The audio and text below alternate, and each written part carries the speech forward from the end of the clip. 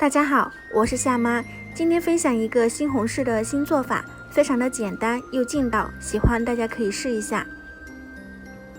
6个西红柿在顶部划十字刀口，用开水烫一下，去掉外皮。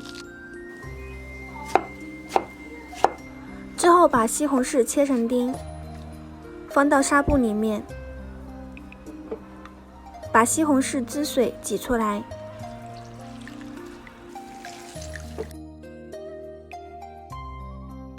面粉里面加入1勺盐，增加面粉的筋性，用刚刚挤出来的汁水和面，和成比较硬的面团，盖住保鲜膜，醒20分钟。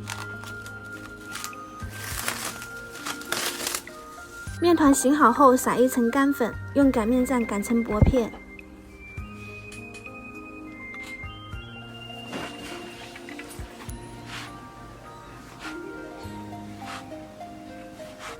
擀好后撒1层干粉，折叠起来。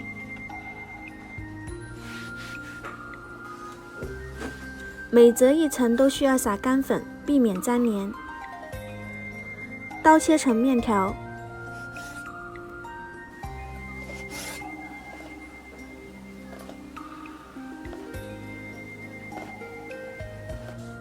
切好后撒1层干粉，直接扯开就可以了。西红柿味道的面条就做好了，接下来进行下一步。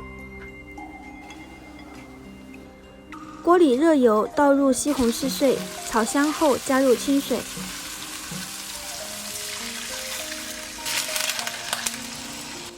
水开后下入面条。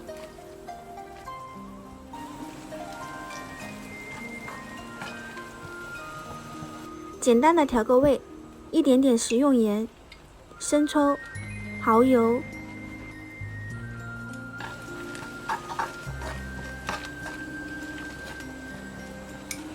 出锅前打入鸡蛋液，